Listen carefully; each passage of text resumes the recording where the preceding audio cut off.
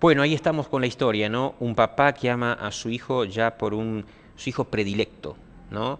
Y entonces que hace una vestidura. Digo, hacer un vestido antes se nota que si ahora nos cuesta vestirnos, antes era el vestido quizás de la etapa de tu vida que te duraba mucho tiempo, ¿no?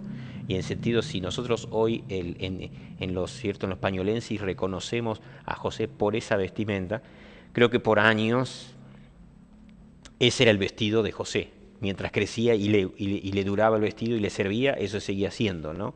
Y entonces aparece allí entonces José y sus hermanos, la rivalidad, todo lo que produce un mal accionar del padre.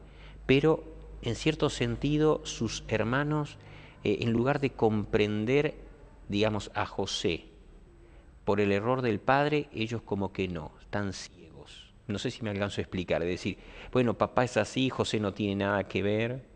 Sin embargo, en lugar de enojarse con su papá o manifestar su enojo con su papá, manifiestan su enojo con José. Uno entiende, ¿no? Era imposible que ellos manifestaran su enojo con su padre. No era la conducta de la época. Sin embargo, entonces lo hacen ¿con quién? Con José. Y allí con José manifiestan todo aquello, ese sinsabor, esa frustración que ellos tenían como hermanos, ¿no? Que es muy interesante ver en el ejemplo que plantea la lección del día lunes al describir a Ujú, los hermanos de José, ujú. comenta el incidente de Dina. Y me parece muy interesante notar cómo era tal la rivalidad que se genera entre los hijos de Lea y los hijos de la sierva de Lea, Ujú. y los hijos de Raquel y los hijos de la sierva de Raquel, que se polarizan los afectos.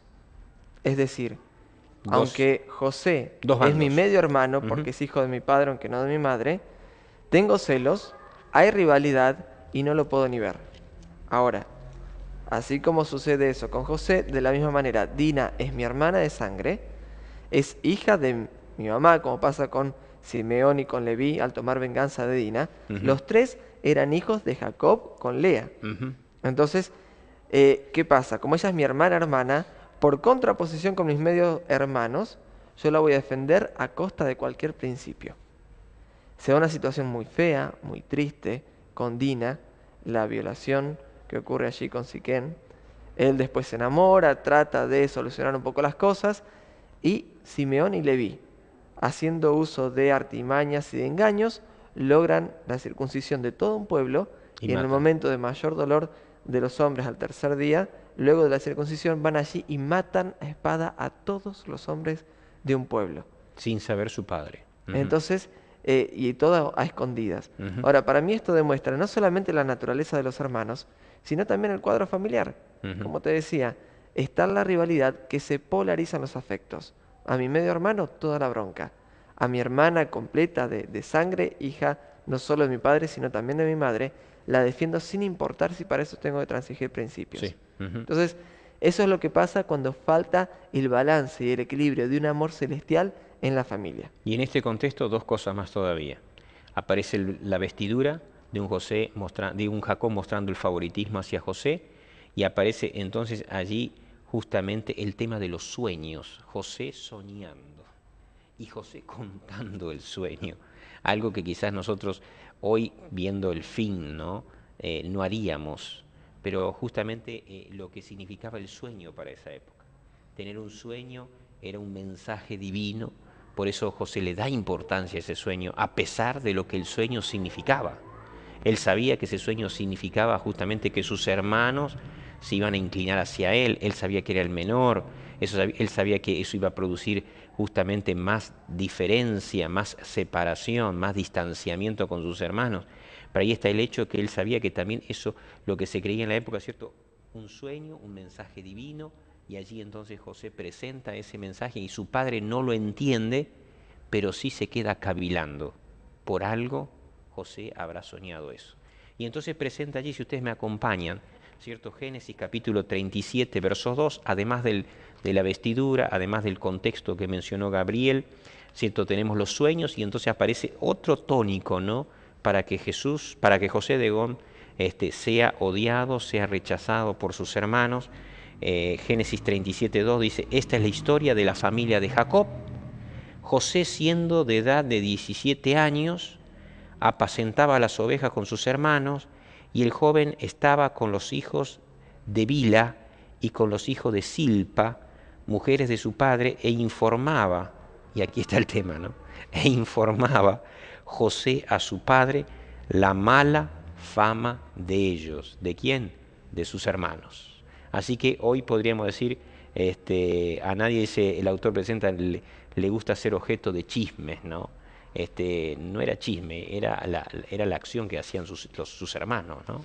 Es muy interesante cuando uno lee la historia, enseguida piensa un término que se usa mucho, que botón, ¿Qué botón? José. Sí, sí. ¿Por qué anda contando, alcahueteando todo lo que pasa con sus Ujú. hermanos? Y cuando uno va, por eso es tan importante contar con la inspiración, los escritos de Elena de White, que siempre amplía un poquito más la historia. Ujú. Ella cuenta que primero él con amor hablaba con sus hermanos, presentándoles el error, presentándoles Hacerlos lo que no estaban reflexionar. haciendo bien, con amor para tratar de ayudarlos a cambiar. Y al ver que no había forma de que ellos modifiquen su conducta, dice que preocupado, aterrado porque ellos pecaban contra Dios, pensó que su padre era quien podía ayudarlos a corregir el rumbo. Y en procura de ayudar a sus hermanos, va a buscar a su padre y le cuenta lo sucedido. Entonces es un cuadro muy diferente. Ujú, Porque ujú. una cosa es, te veo haciendo algo malo, voy y le cuento a otro, el chisme. Y otra cosa distinta es seguir los pasos bíblicos. Voy y hablo con vos y trato de ayudarte. No hay caso, voy con otra persona, en este caso con el padre, y compártelo y a ver si juntos te podemos ayudar. Y si seguís insistiendo, bueno, ya es asunto tuyo. Sin embargo, como los hermanos persistían en el pecado, más odiaron la actitud de José de decir, no solamente que él los reprendía, que él los quería hacer reflexionar, sino que ahora al saber su padre, también ahora ellos quedaban en evidencia de sus actos, ¿no?, pecaminosos, y ellos más rechazo tenían entonces por esa actitud. Me viene a la memoria lo mismo que Jesús, ¿no? La conducta de Jesús marcando, ¿cierto?, un contraste en la conducta de los religiosos de la época, ¿no? Los religiosos de la época se quedaban al desnudo, al descubierto frente a la figura, frente a la conducta de Jesús. Y bueno, y entonces allí traman, ¿no? Traman sacárselo de encima. Traman en cierta forma, cuando la persona no abandona el pecado, ¿cierto?, quiere destruir todo aquello que lo deja en evidencia. Y entonces quieren destruir, desde allí quieren destruir al mismísimo José, ¿no? Ahora es interesante. Yo creo que si al comienzo, el Ujú. día que José recibe la túnica, los hermanos lo ven y están molestos. Llegaba alguien y les decía, muchachos, por 10 moneditas de plata que me junten, me hago cargo de tu hermano. Yo Ajá. lo hago desaparecer. Yo creo que todos al unísono hubieran dicho, pero no, está mal.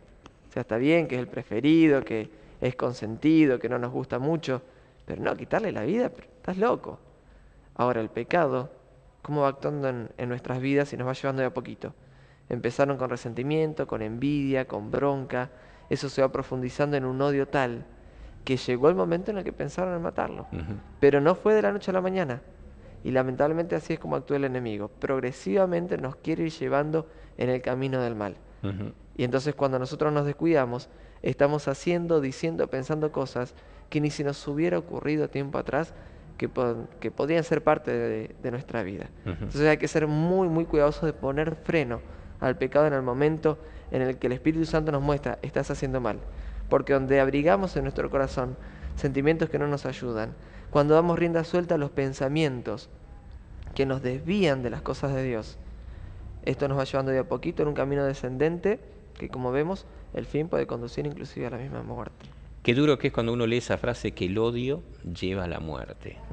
Cuesta hasta aceptarla, porque hay un largo tránsito, pero allí vemos, ¿no?, cómo el odio, el comienzo de ese odio llevó a la muerte, llevó a la destrucción. Y bueno, todo comenzó, como dice allí el autor en el título, la túnica de colores fue, digamos así, lo que colmó la copa. ¿De qué? De todo ese camino que llevó a toda una familia hacia la destrucción.